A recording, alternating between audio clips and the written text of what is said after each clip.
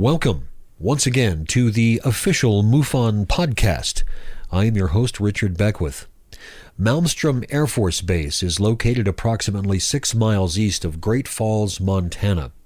In 1954, the base was aligned under Strategic Air Command, or SAC, and the 407th Strategic Fighter Wing was assigned to Great Falls Air Force Base. The wing's F-84 fighters and KB-29 air refuelers provided fighter escort for SAC's long-range B-36 bombers. The 341st Bombardment Wing was redesignated the 341st Strategic Missile Wing and activated at Malmstrom Air Force Base on July 1, 1961. Construction of the wing's first Minutemen launch facilities, or LFs, began in March 1961, with Alpha Flight LFs completed in December. On May 5, 1967, the 564th SMS was declared fully operational. Malmstrom's missile field was the largest in the United States, covering 23,500 square miles. Only 2 months before the base became fully operational, on the night of March 24, 1967, UFOs appeared over Malmstrom Air Force Base missile field with one large glowing red object hovering right outside the front gate. Within seconds, the missiles began to shut down, going into a so-called no-go state. In the event we were to have had a nuclear conflict, the missiles could not have been launched. We were vulnerable. In the launch capsule that night was Deputy Missile Combat Crew Commander Captain Robert Salas. After graduating from the United States Air Force Academy, Captain Salas spent several years in active duty from 1964 to 1971. He held positions at Martin Marietta and Rockwell and spent 21 years at the FAA. In the Air Force, he was an air traffic controller and a missile launch officer, as well as an engineer on the Titan III missiles. We are very fortunate to have him with us here tonight. Captain Robert Salas, welcome to the MUFON podcast. Thank you, Richard. It's great to be with you tonight. It's really great to have you here. It's an honor, and I want to start off by thanking you for your service, sir. I appreciate it. My pleasure. I thoroughly was honored myself to serve the country in the Air Force, as short as it was. 7 years, right? 7 years, active duty, yeah. Mm-hmm. And you graduated from the Air Force Academy in 1963. 1964. 1964? Yeah. And then you served for 7 years. Yes, sir. I did, 7 years. Yeah. Why did you join the military, Captain? Well, to be honest, it was my chance to get a college degree. I've always, in high school, I felt a desire to serve my country, and the Air Force seemed like the best fit. So I did apply to the academy. Actually, I applied twice. First time I got accepted, went through a competitive process. You know how the appointments are made by congressmen. And then, but I had a little cyst in my back. I had to have that removed. So I was disqualified the first year. And then the second time I tried, I again won the nomination and was accepted after I got an operation. Mm-hmm. So you went to the Air Force Academy, and what did you get your degree in? Well, at that time, everyone got the same degree. It was Bachelor of Science. There was no specific subject matter. It was just Bachelor of Science at that time. I think they've got various degrees now. You went on later and got a master's in education. Is that right? Well, I first got my master's in aerospace engineering, and then a master's in education after I left the federal government. I worked for FAA for about 22 years, mm-hmm. and then retired in 95. Got my master's in education, I think in 97 or 98. And then I taught high school math for about 17 years. Interesting. Math was never one of my strong suits. I had to take calculus in college and all that stuff, and had to have tutors and stuff to get through it. My background's in molecular biology, but I still needed the math and the calculus and all that, So Right. certainly not as much as you required. But let's go back to 1967, Sure. and let's talk about the incident that you are known for. March 24th, 1967, and you are a missile launch officer at Malmstrom Air Force Base. Can you tell us about that? Right. Yeah. Well, we'll talk about the evening of March 24th. We were able to finally nail down that date. I was in command of the capsule and the missiles at the time. My commander, there were just two of us down there in the capsule, and the capsule about 60 feet underground. My commander was Fred Mywald. He was taking a rest break because one of us had to be awake for the entire 24-hour period we were down there. So I get a call from my topside security guard. We called the flight security controller. And he's telling me he's seeing strange lights in the sky, flying very fast, doing maneuvers that he didn't think airplanes could do, such as stopping on a dime in midair, reversing course, making right angle turns, and no noise, no engine noise. So I thought that was a rather strange report. Didn't really understand what he was trying to tell me. I think I did say, "You mean like UFOs?" And I kind of chuckled, and he said, "Well, sir, I can't explain it. They're not airplanes. They're just lights flying above us." And so I said, "Well, thank you, Sergeant. We'll talk later. Let me know if you have anything more to report." And so I kind of hung up on him. And then about 5 minutes later, he calls back and he's screaming into the phone. This time he's obviously frightened. He's not making a lot of sense. He's babbling. He's screaming. He's finally calmed him down. He said there's a orange red pulsating light hovering above the front gate. He's got all the guards out there with their weapons and wanted me to tell him what to do next. Obviously, this seemed to me like a security issue. I mean, I thought we were under attack by the way he was sounding, so I simply said, "Make sure nothing comes in the front gate," even though this object was hovering above the front gate. And then he said, "One of my guards just got injured. I've got to go." He hung up.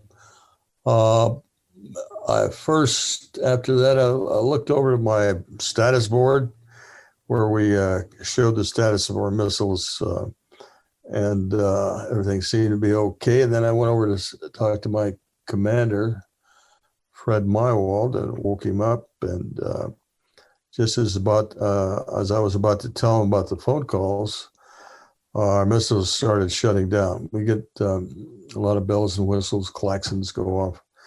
And we both look over there, and sure enough, they're going from green to red, which is a no-go condition. In other words, they could not be launched. So we got up, went through our procedures. He reported a command post back in Great Falls. We were about 100 miles east of Great Falls, Montana, Malmstrom Air Force Base. And we also had some security lights, incursion lights, which showed that possibility of entry into the launch facility. That's where the missiles are actually located. And so I called upstairs again. The flight security control reported that the object had flown off at high speed, just as I had called. And then we sent guards out to two of the launch facilities And there again, they saw these objects above the facilities. It frightened them. They were very frightened. As a matter of fact, they lost radio contact with us. And so we ordered them back. They were very frightened characters. We were relieved the next day.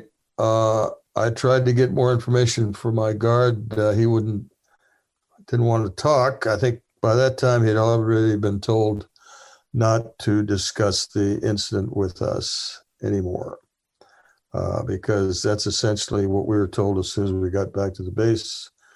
In fact, we had to sign non-disclosure statements just as we got back to our squadron commander's office.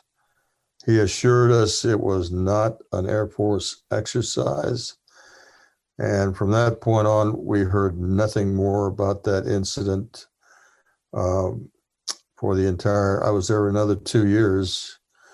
And normally we would receive briefings every time we went out to the sites, about every 3 days. But we heard nothing more about that, even though all our missiles had been shut down for some strange reason. Now, did this incident, was this an example of some things that had occurred at Malmstrom Air Force Base? You were on Bravo flight? I was Oscar flight. Now, I forgot to mention that during my commander's call to the command post, after he hung up, he turned to me and said the same thing happened at another flight of missiles. When I say flight, I mean 10 missiles, controlled just like ours were from a launch control center. And that was Echo flight. That was Echo flight. And that had happened March 16th. I thought when he said that it happened that night, but it actually happened March 16th. Ours happened March 24th. Now, had you ever had an experience or been interested in UFOs or anything like that before this incident? Not at all.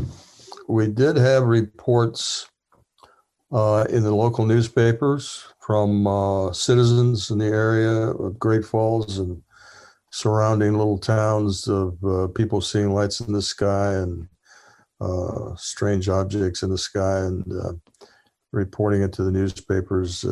Those kinds of reports happened about a few weeks to a few days prior to our incident. So those things were happening. I read about them, but I didn't think much of them. I wasn't really focused on those.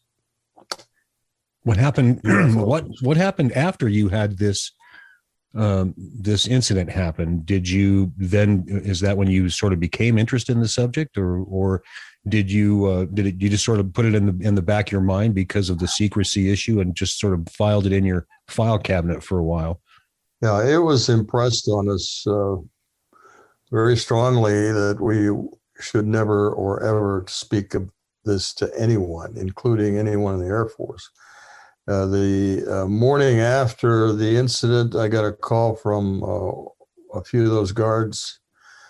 A group of them called me at home and begged me really to come and see them and talk about this.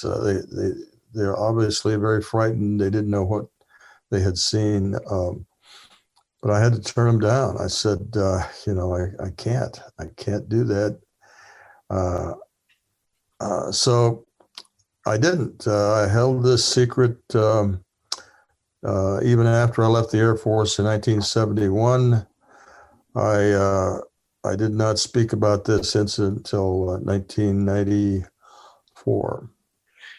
When did you start to talk more openly and become really interested in the subject to the extent that you were reading about it? And you actually wrote a book about UFOs and secrecy. Yeah, well, you have to understand, I was, after this incident, this was a big mystery. It kept swirling around in my head, but I couldn't even speak to my own wife about it. And I didn't So 1994, I'm starting this master's program in education at the University of Washington, Seattle. I pick up a book called Above Top Secret by Timothy Good. Mm-hmm. I just happened to turn to page 301 of that book. And that was the only place in the entire book. I think the book had some 400 pages, but that was the only place in the book where it mentioned UFO shutting down missiles in Montana in '67. So when I read that, I thought, well, maybe the Air Force had declassified the incident. And so I decided to talk to MUFON, actually, one of the MUFON investigators in Seattle, James Klotz. Mm-hmm. Asked him to send a FOIA request to the Air Force, not to mention UFOs, just send a request asking about this particular incident in Montana where missiles shut down for some unknown reason. And he did. He sent the request in for me, and we got back a response that read something like, this is a classified incident. However, since it's been so long, we're going to declassify this. And this was the Echo incident. We're going to declassify it and send you some documents. So they did. And as soon as I started getting those documents, well, almost immediately I went public and stated that this was indeed a UFO incident. It was not simply a strange technical glitch in the system. Yeah. Now, if you could, now our viewers are going to be rather sophisticated. Our listeners are going to be rather sophisticated and have some familiarity with this. And explain to us that these missiles were on different systems, right? They were independent of each other. They weren't. They were not dependent on each other. Right. We had individual cables going to each of the launch facilities or each missile. So we had a whole set of separate cables. This object would have had to penetrate with some sort of signal, would have had to penetrate through 60 feet of earth and concrete, and then penetrate triply shielded cables, very thick cables, about that thick, and send a particular signal to a particular part of the guidance and control system. We had an inertial guidance system. By that, I mean, we had an onboard computer. Well, first of all, the missile had to be set up properly, oriented properly, and the inertial system had a level surface and gyroscopes that would determine, and by the motion of those gyros, would determine where its position was after launch. And it required an onboard computer to calculate all this, so that, using speed and location, azimuth and elevation, et cetera, to calculate where it was and where it was headed.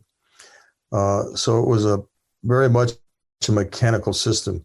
If that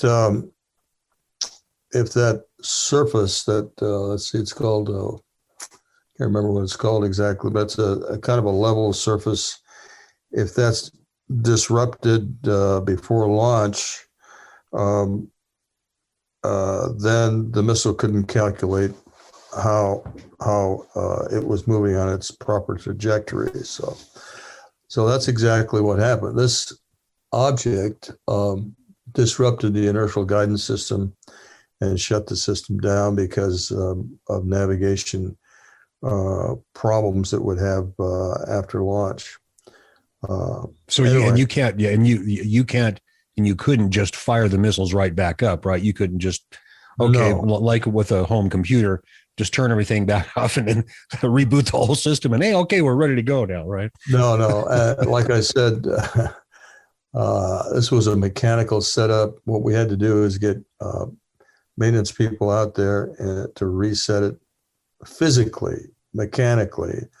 We had kind of what we call a collimator light, which had to reset the location of this inertial system.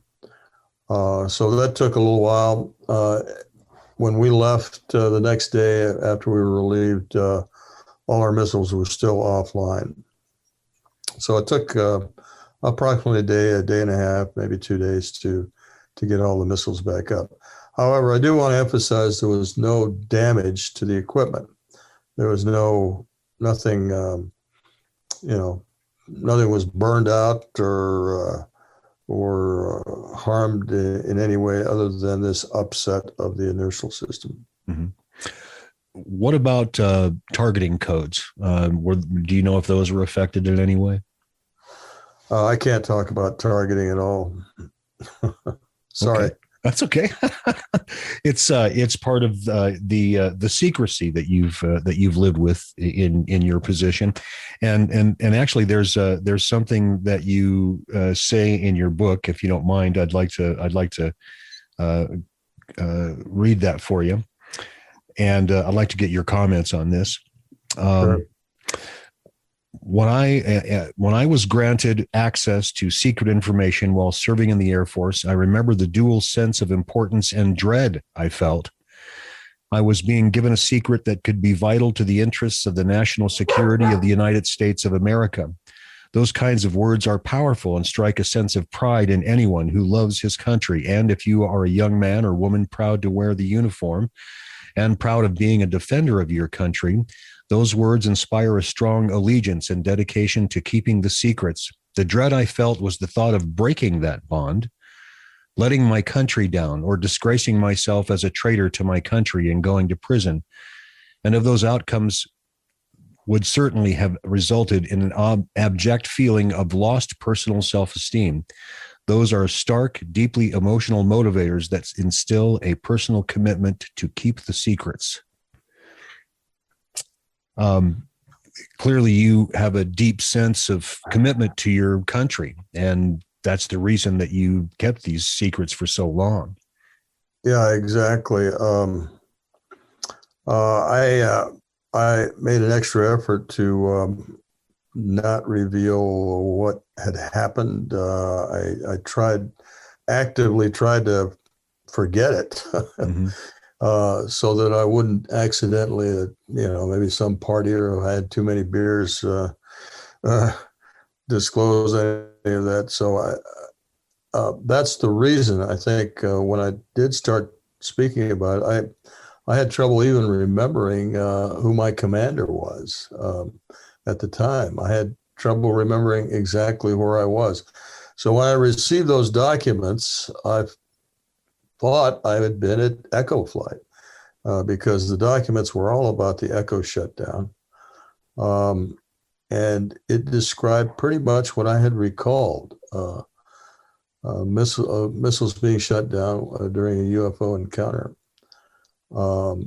And I did have to think long and hard before I went public. But I thought, again, the public interest held a superior position to hiding the secret of the UFO reality, and I still feel that way. I have no regrets about coming forward. I don't think I'm letting my country down. I think the secrets being held by our government are inappropriate, let's say. There's no reason why the public should not know that this is a reality and that we've all got to deal with it. Mm-hmm. You've learned quite a bit about your own incident since it happened and since you started talking about it. You've had some additional information come through, I think. in particular with reference to the folks that had to put the missiles back together. Weren't there some folks that you've talked to, have learned about, that came in and had some additional information after having worked on the missiles and having to bring them back up to speed? Right. There's a particular incident that comes to mind. Now, this man does not want his name revealed just yet. I know who he is. In fact, he's a well-respected individual. He was head of an aerospace company. But at the time, in 1967, he was an enlisted man working on a targeting team that would go out, as I mentioned, and he was on one of the Echo flight birds or missiles, going through his targeting procedures, trying to bring the missile back up on alert. And while he was in this maintenance bay, his guard called down to him, said, "Sir, you have to come up and see this." So he kind of climbs this little ladder they had down there and looks up, and there's an orange globe, a glowing ball of light hovering right above him. And and the guard says, well, no, he says, report this to the command post, and I will continue to do my job here. So he went back down and went through his procedures. He had a big manual of procedures to go through, and as he got to one point, just about as the missile was going to be brought back up on alert, the missile would shut down while this object was up there. He said he tried it over and over and over again, and each time he got to this particular point, the missile would shut down. And he said he could feel a stream of energy coming down from this object through the tube where he was located, and while he was doing this. Then the message he got from that was this object knew exactly how our systems worked and exactly what to do to shut him down. So it was more of a demonstration than anything else. So yeah, I've learned quite a bit of things. Not only about your own incident, but about UFOs generally. And yes. you've really clearly gained a tremendous interest in the subject. I think not only from what I can see, just from a purely human perspective, but also from the perspective of national security, because that's the place from which you came. But you're a peaceful person, and you don't necessarily want to keep all the secrets. As I was reading your book, and I want to make sure that everyone knows what the title of your book is, and correct me if I'm wrong, Unidentified, the UFO Phenomenon, right? That's correct, yes. And so it's pretty clear from your book that, and correct me if I'm wrong again, that this incident may have had an effect on your career. You had an incident where you you had a run-in, or I don't want to say a run-in, but you saw an old friend of yours from the academy that used to razz you quite a bit because he was an upperclassman, and he had arranged for you to go see a psychiatrist. You want to tell us about that?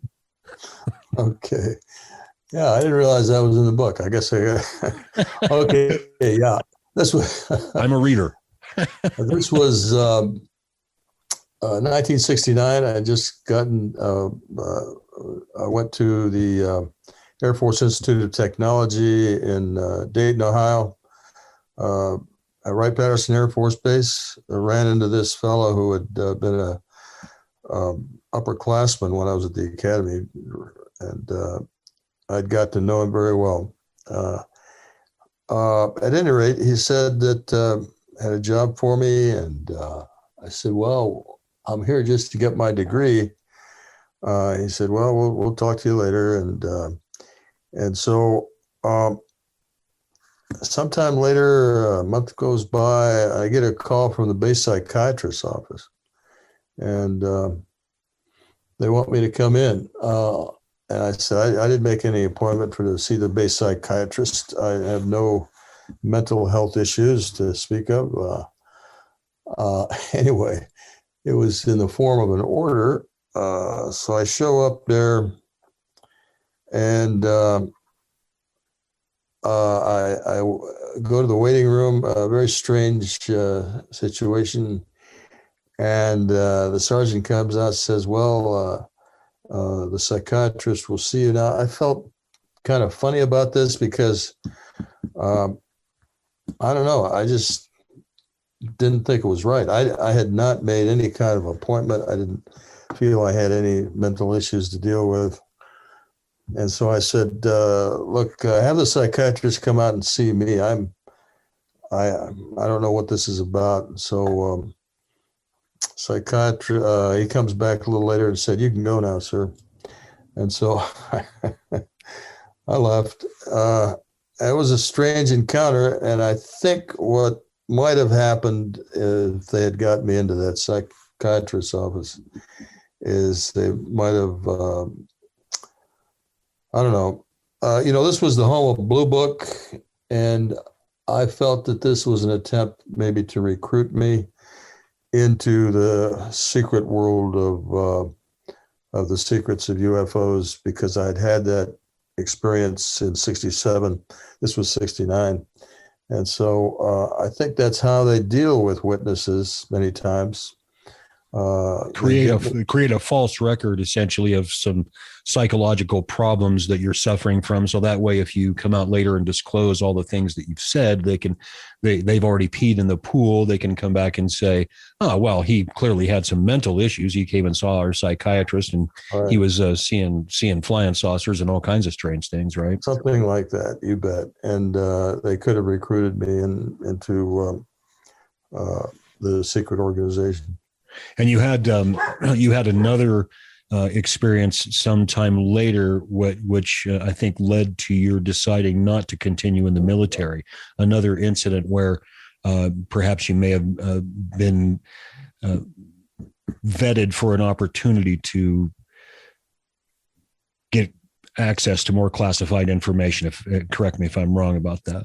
Yeah, that was another incident. My next assignment, LA Air Force Station, they had the we'll call them spooks upstairs, who dealt with spy satellites and other things. They wanted me to come on board there, and I declined. By that time, I was not interested in. I had decided to leave the Air Force primarily because of the Vietnam War. I became very much against that war, and the only way I had to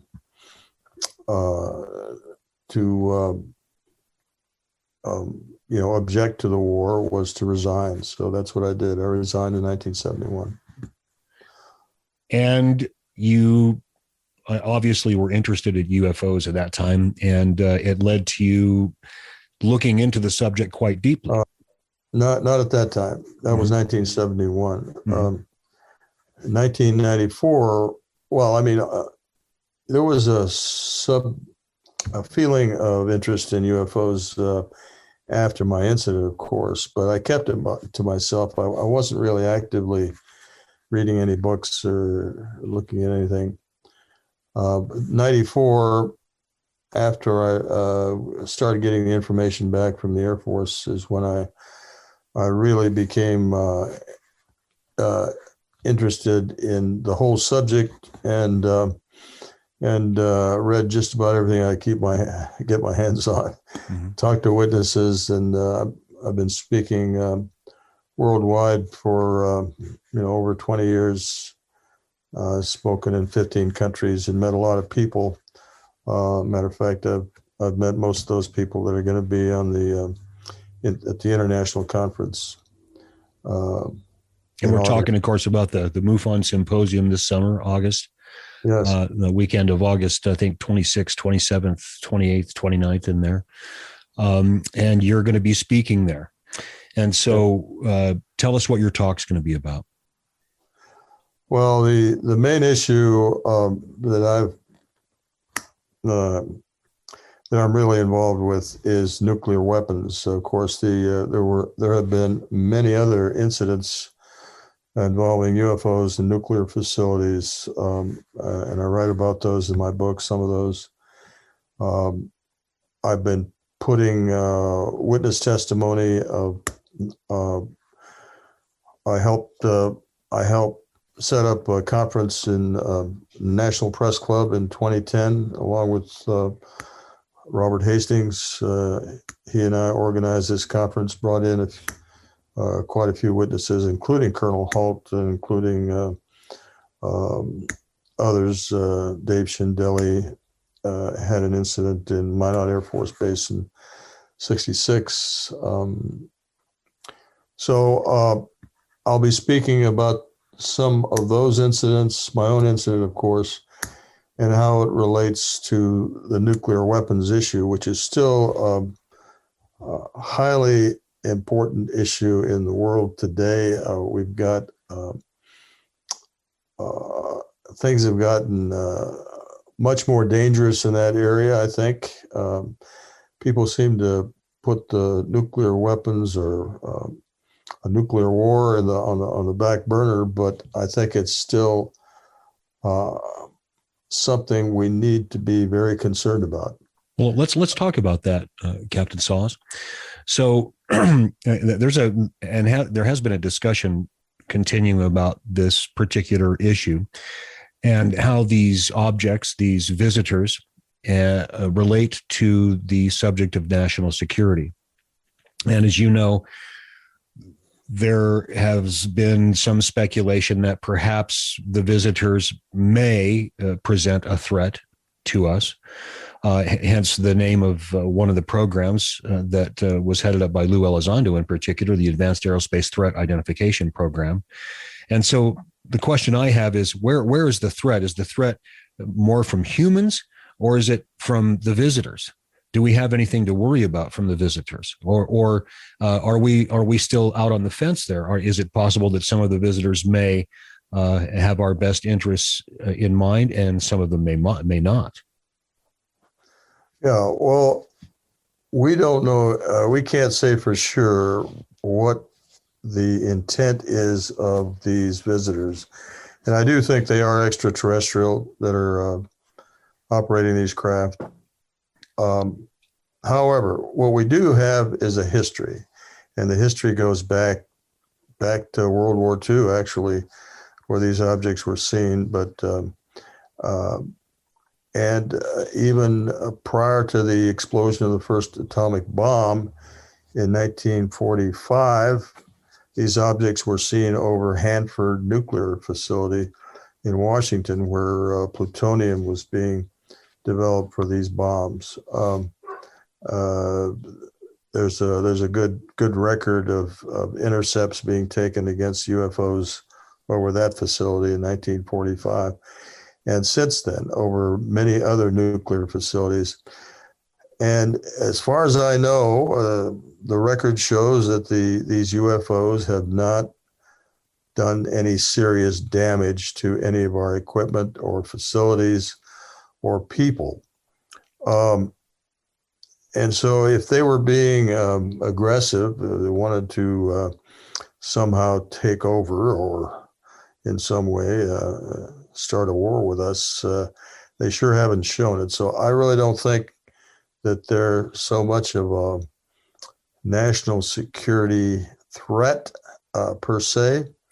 I think they have been demonstrating a message to us that we really need to get rid of our nuclear weapons. And it's a very good message because, as you know, nukes are highly dangerous. They're not really weapons of mass. They're not really weapons of war.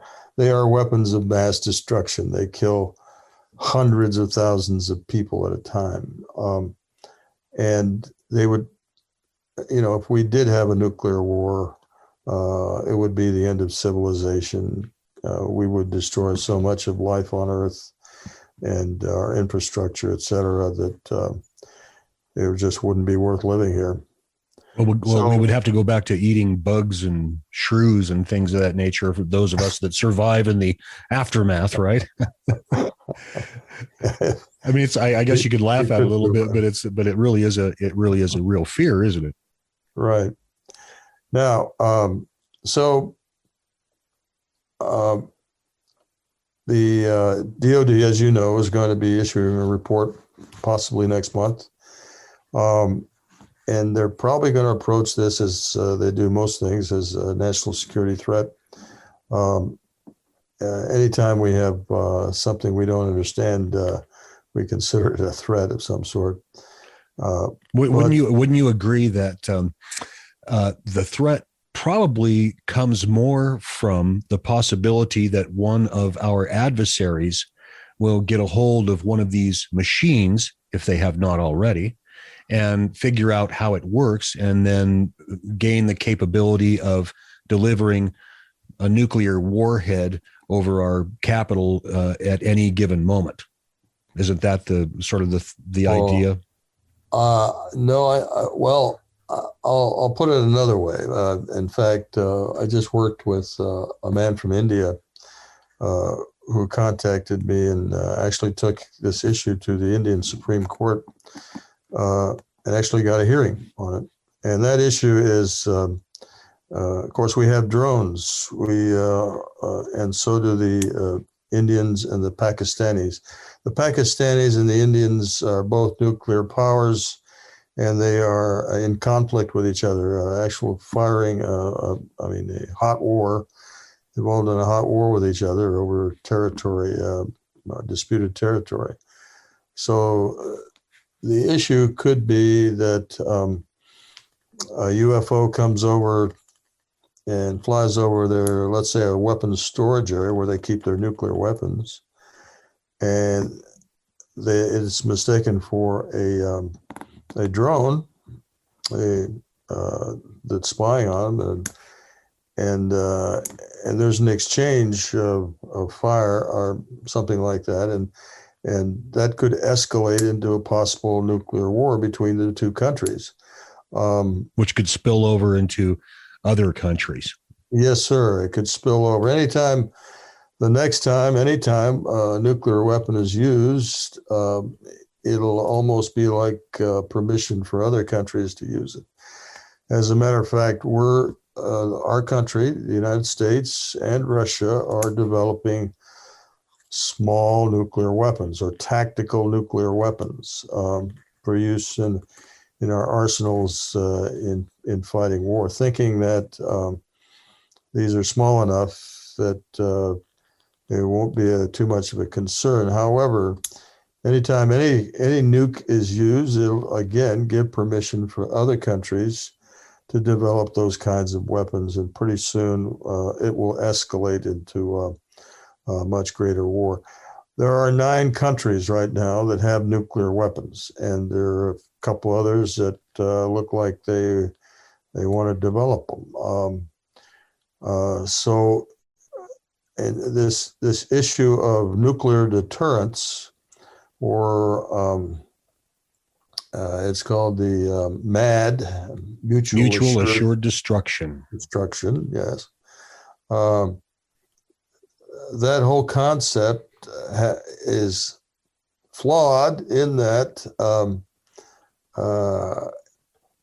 other countries have developed nuclear weapons in the interim, and so we've got these situations that could proliferate in the future. So we have to take this very seriously.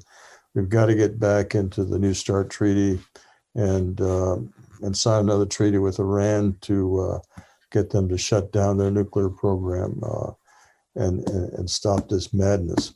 Let me ask you this, Captain Salas. What do you think there is? Do you think there's a level of involvement by the extraterrestrials with us? In other words, do you think that there's a possibility that at some level of our government that there is some communication taking place with the visitors? I only ask this because I continually hear these rumors from rather credible folks. And so that's the question I have for you. Do you think that's happening? Is there some sort of a liaison taking place? I don't know. I honestly couldn't answer that question. What I can tell you is I'm convinced that extraterrestrials are communicating with humans in various ways. And um, I didn't mean to bring this up, but the abduction issue or people being taken by extraterrestrials is another very real aspect of this. Let's talk about that. Let's talk about that. There's plenty of evidence. Mm-hmm. Yeah, I just wanted to say that I agree with you that it is certainly an aspect of the phenomenon that cannot be ignored, and you have to question what the source of it is. Are people being taken? Are they actually being abducted, as it were? My take on that is that it's very possible, just based upon the way that we are the way we behave as humans when we study an animal species. It's nothing for us to capture that animal and to learn about its physiology, about its genes, its DNA, to put a tag in it.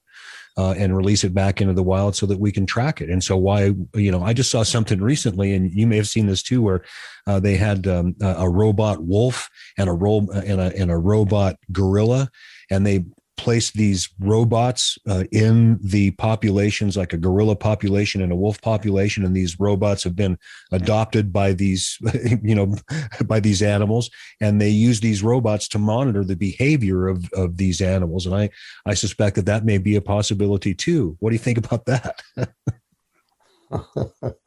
Well, I can only speculate as to what their objectives are in taking people. What I can assure you of is abductions are happening and people are being taken. And many of these people are, let's say, educated or informed, that we've got to get our act together, otherwise we're going to experience some serious disasters. And that message seems to be consistent with many abductees. You said that you know Robert Hastings, and I think that Robert actually came out in the last few years and admitted that he had been an experiencer. Yeah, that's true. I think he wrote a book about that too. And I guess you haven't finished my book, because I haven't gotten all the way to the end. Oh, you have finished it? No, I haven't. Oh, yeah. Well, towards the end is my own experience with abduction. So that happened in 1985. I was in a house which I remember well, Manhattan Beach, California. Me and my wife, two small children. I woke up one night, saw blue light coming from the living room, and woke my wife up, told her I was going to investigate, but before I could get out of bed, I was paralyzed. This was not a dream, not a fantasy. It really happened. I remember the effort I went through to try to regain my mobility, and I just couldn't.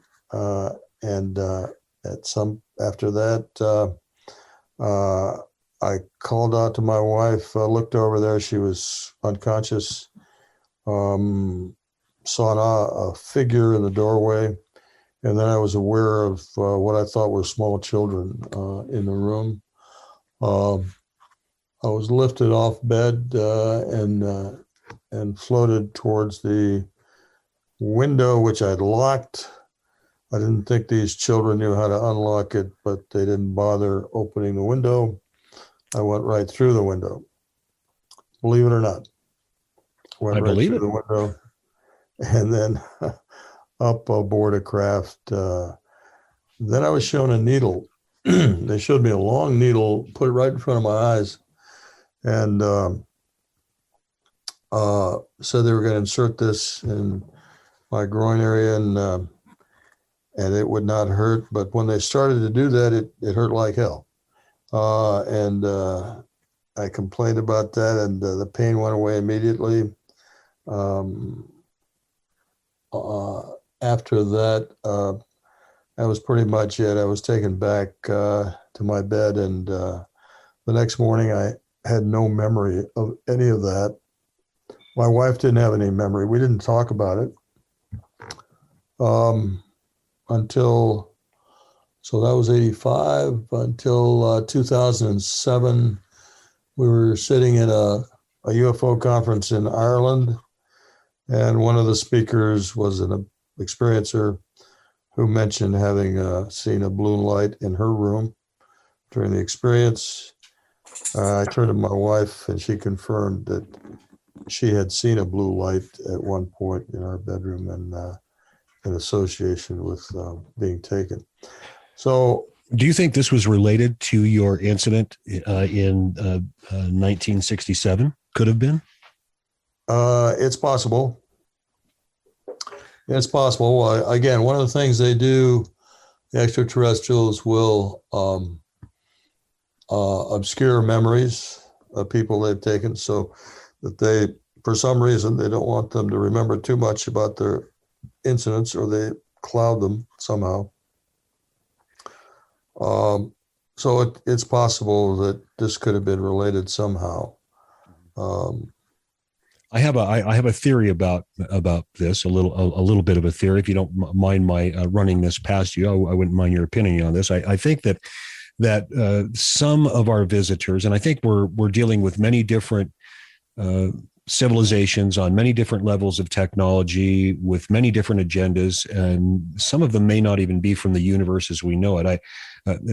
In particular, I'm thinking about the experience where you go through the window. Those beings must have some ability to manipulate matter, and that portends, in my view, a multi-dimensional type of an existence, which, I think that this some aspect of this phenomena is represented by. But I think these visitors are so sophisticated that it's very possible that they may have models, simulations of our world that are so specific that they may incorporate the very atoms or simulations of the very atoms in our bodies, such that they can predict future events and so forth. But they have very specific knowledge about everything. And so it wouldn't surprise me at all if during this experience in 1967 that the visitors immediately became familiar with you, if they were not already, and that this incident was in fact related, because some people like myself go their whole lives without ever having experienced a UFO. and you have had at least two very extraordinary experiences. And so that I don't think there's any such thing as a coincidence. Yeah, well, again, we're speculating, but certainly there have been many other experiencers who have had something like going through walls, going through ceilings, going through objects. So somehow they can manipulate either space or time or atoms, as you say. There's a very interesting theory. Excuse me. I won't get into it now, but it involves negative matter and negative energy, which is a very theoretical subject in the quantum physics world. There are no actual experiments that have produced negative matter or negative energy, but it is one of the theories that could explain, for example, how these objects are able to travel such great distances through the universe in a relatively short amount of time. Captain Salas, if there's one thing that you want people to know, based upon your experiences and your work, if there's one thing that you would like people to know, what would it be? about this phenomenon?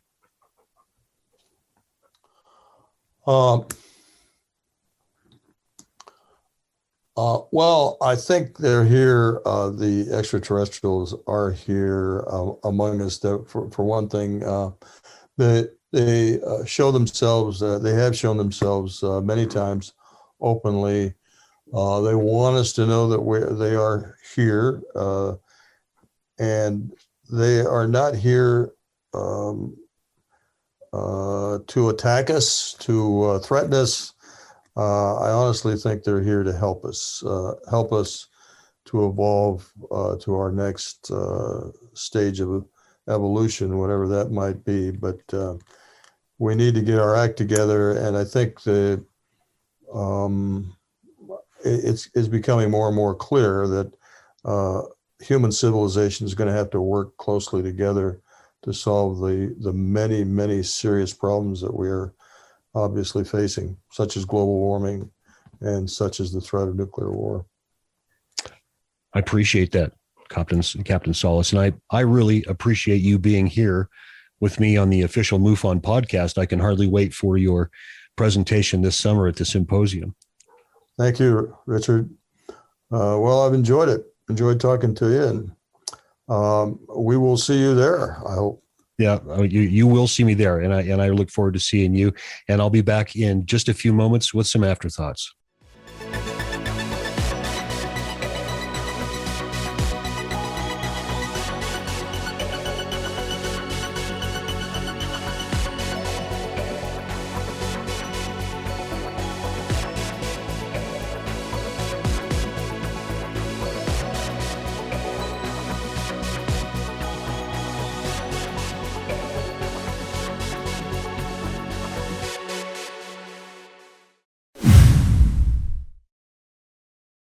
You are not alone.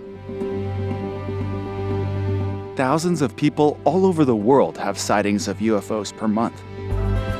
MUFON is the place to report them. Since 1969, MUFON has been investigating UFO reports and providing this information to the public. Our aim is the scientific study of UFOs for the benefit of humanity. Support UFO research. Join MUFON today. You are listening to the official podcast of the Mutual UFO Network. The technology we are confronted by in the UFO UAP phenomenon is clearly something we have never seen. We did not simply start dealing with this phenomenon when David Fravor and his fellow Navy pilots encountered the Tic Tacs off the coast of San Diego in November of 2004. This phenomenon has been present and persistent throughout human history. Former CIA Director Leon Panetta recently remarked that we should consider a foreign adversary as the source of these technological objects first, before we look to anything otherworldly. Let's be clear. These objects are utilizing a form of propulsion that is unknown to us. They are propelled through the sky, through air, water, and space, utilizing some form of field propulsion. They do not operate using action-reaction principles. Physics tells us that a tremendous amount of energy would be needed to keep a solid object aloft without forcing it through the air to create lift or pushing it to stay aloft like a hovering Harrier jet or a rocket. These objects do not do that. Whoever has manufactured these objects have not just figured out how to make things move really fast. They have developed the ability to manipulate gravity. It renders our most powerful weapons impotent. Our nuclear arsenal is obsolete and vulnerable. Make no mistake, if a foreign adversary truly possesses this technology, they will dominate this planet for the next 10,000 years. Is this a national security issue? Mr. Panetta knows that these objects do not belong to the Russians, nor do they belong to the Chinese, nor are they part of some secret domestic advanced research and development project. They are not ours. They are not from here. They are real, whoever they are, and they are here now. Thank you for joining us. If you're watching us on YouTube, please remember to hit that like button and subscribe. We'll see you next time, right here on the official MUFON podcast.